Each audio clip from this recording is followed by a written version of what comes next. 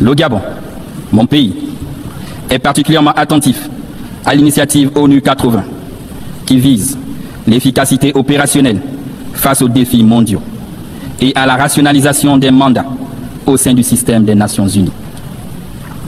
Madame la Présidente, il y a un an, devant cette auguste Assemblée, en qualité de président de la transition de la République gabonaise, je présentais le processus politique entamé dans mon pays depuis le coup de la libération opéré le 30 août 2023.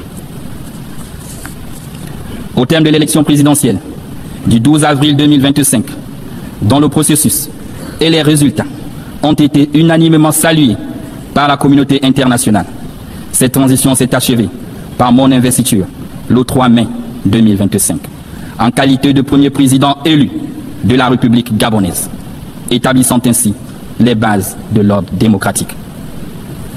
Comme vous le savez, le Gabon a connu une transition pacifique et exemplaire, marquée par l'inclusion de l'ensemble des forces vives de la nation.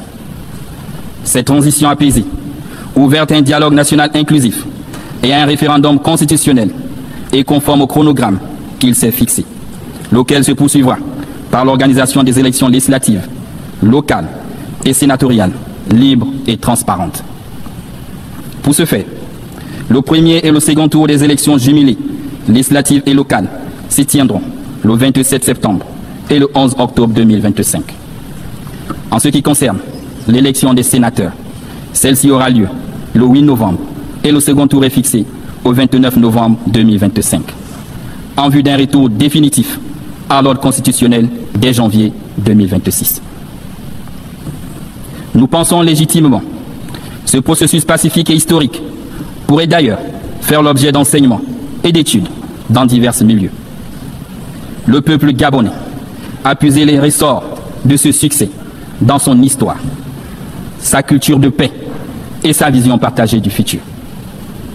C'est l'occasion pour moi d'exprimer au nom du peuple gabonais et au mien propre nos sincères remerciements à l'Organisation des Nations Unies pour son accompagnement multiforme.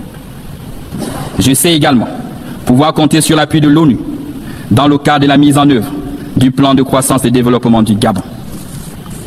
Ce plan met l'accent sur l'augmentation de notre capacité énergétique, le renforcement des infrastructures, le développement du numérique et l'employabilité des jeunes. Mesdames et messieurs, le Gabon revient devant vous avec un message clair. Notre pays a changé.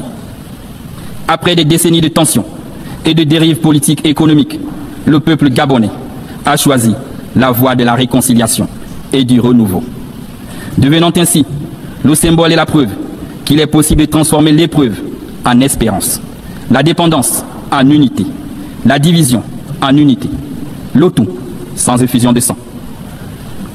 Aujourd'hui, le Gabon n'est plus un pays en suspens.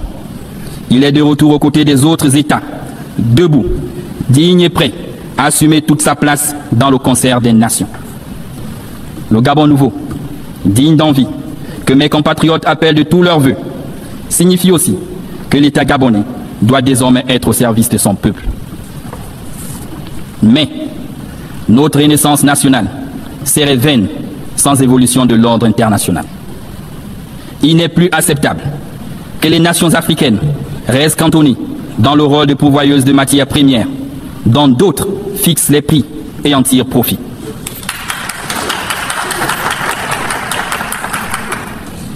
C'est donc le lieu pour moi d'inviter les investisseurs publics et privés à nous accompagner dans le cadre de partenariats gagnant-gagnant.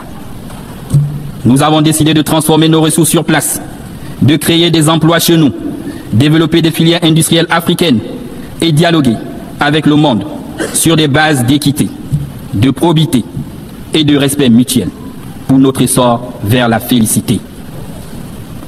Dans sa marche vers le développement, le Gabon, pays de paix et d'opportunité, continuera d'être une terre d'accueil pour tous ceux qui s'engagent à respecter nos lois, nos valeurs républicaines et à contribuer de manière exemplaire à l'essor national.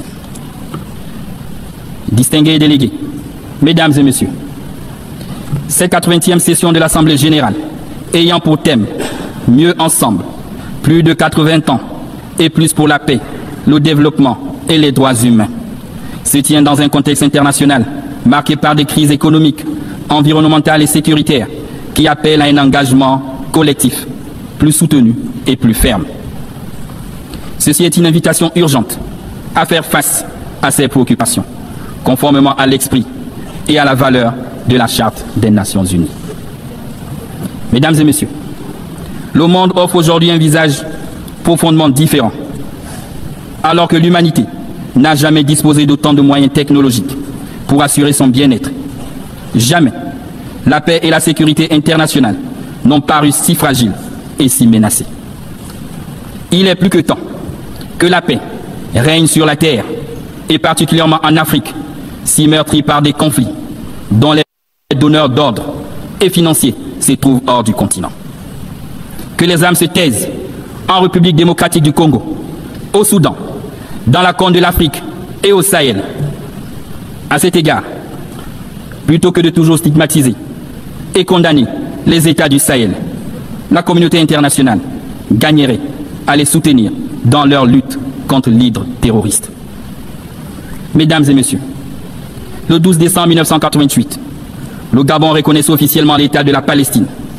Hier comme aujourd'hui, nous soutenons la solution à 2 États, seule voie, conforme aux résolutions des Nations Unies, pour garantir une paix juste et durable entre Israéliens et Palestiniens, autant que la sécurité internationale.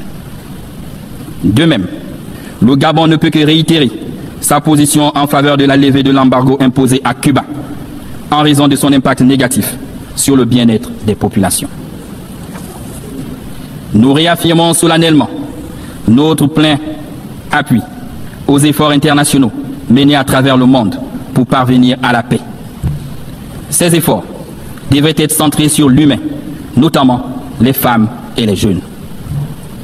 Dans le cadre du pacte pour l'avenir de 2024, l'ONU doit continuer à encourager et appuyer l'action cruciale des femmes, résultant de la déclaration et du programme d'action de Beijing, dont nous célébrons les 30 ans cette année. Madame la Présidente de l'Assemblée générale, Monsieur le Secrétaire général des Nations Unies, la triple crise planétaire, des changements climatiques, de l'appauvrissement de la biodiversité et de la pollution est une menace existentielle pour l'humanité. Pourtant, les efforts de la communauté internationale face à ces défis restent dramatiquement insuffisants. Le traité de la biodiversité, au-delà des juridictions nationales que nous venons de ratifier, vient combler un vide juridique et offre un cadre ambitieux pour une gouvernance équitable et durable dans la biodiversité. Ensemble, nous avons une réelle opportunité de faire de ce traité un véritable levier de transformation pour les générations présentes et futures. Le Gabon est le gardien d'une partie du bassin du Congo, deuxième poumon vert de la planète. Ce patrimoine exceptionnel ne sera pas sacrifié aux appétits financiers.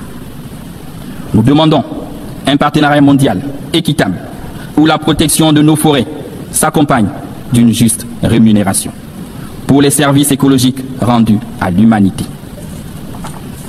Mesdames et messieurs, le nouveau ordre mondial est en marche. Les mutations en cours dans nos sociétés sont inévitables et ne peuvent pas continuer d'être ignorées.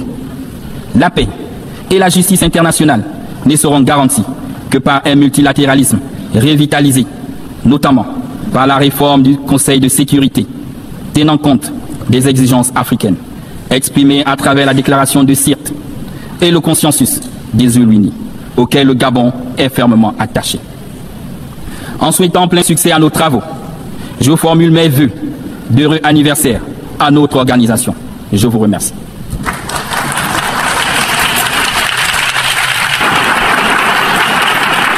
I thank you and happy... Je vous remercie. Je nous souhaite tous